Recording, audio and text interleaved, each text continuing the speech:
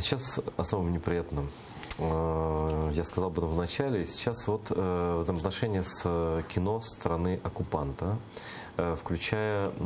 Почему же неприятно? Ну, моя любимая фраза в таких случаях: отовсюду мы слышим стоны. Это тоже из советского фильма «12 стульев», если память не изменяет.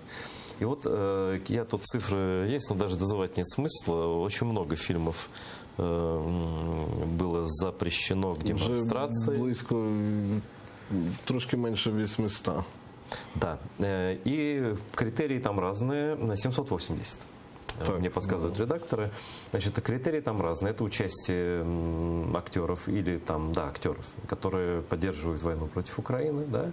Либо это символика страны агрессора, символика коммунистического режима, запрещенных демонстраций в Украине и так далее, и так далее. Да. Ну вот конкретный пример был год назад, и, по-моему, сейчас что-то подобное тоже.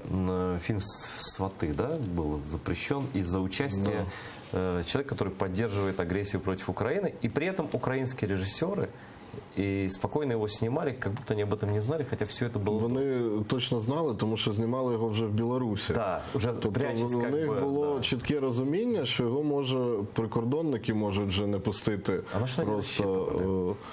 Я думаю, що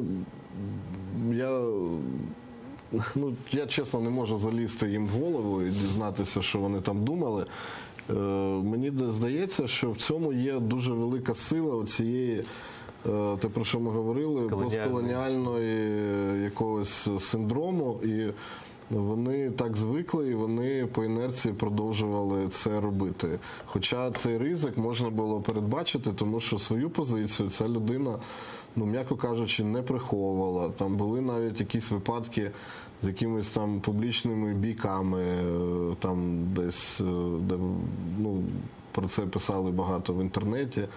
І це все до того йшло, що рано чи пізно це приведе до того, що людину за поданням Служби безпеки України Міністерство культури вносить так званий чорний список, тобто список осіб, які створюють загрозу національній безпеці України. І на підставі цього Держкіно позбавляє фільм прокатного посвідчення, відповідно він не може бути продемонстрований по телебаченню.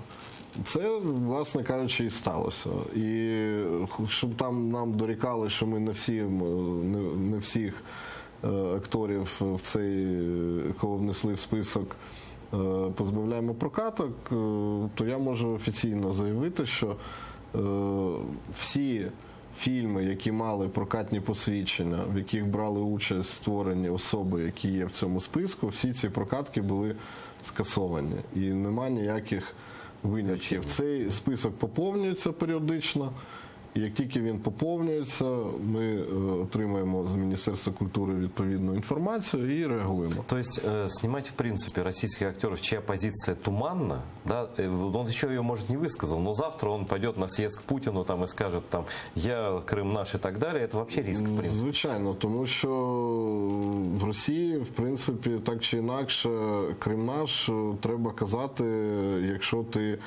є, скажімо так, певною не ізгоєм, да. Не ізгоєм, да, то це елемент уже просто такого риторики публічної, і в які впадають навіть вже і опозиційні там персонажі, і ЗМІ в тому числі, так звані опозиційні. Вони опозиційні, може, проти конкретно взятих там політиків, які знаходяться при владі в Російській Федерації, але вони не опозиційні до ідеї російського імперіалізму, в принципі, як такої. І вони є частиною того руського міра. І, в принципі, великої різниці немає, чи окупант прийде там з, умовно кажучи, з якимось з акторами, які грають в сучасному кіно, чи цей окупант прийде не в камуфляжі, а в костюмі і з томіком, умовно кажучи, Достоєвського. Великої різниці для людини, яка знаходиться в стані під окупацією, це не робить. Там німці теж, коли приходили і окуповували пів Європи, вони казали, що ми культуру німецьку несемо. Ми несемо вам там Канта, Гегеля и Гёте. Да, оказался концлагеря и смерти. Но, знаете,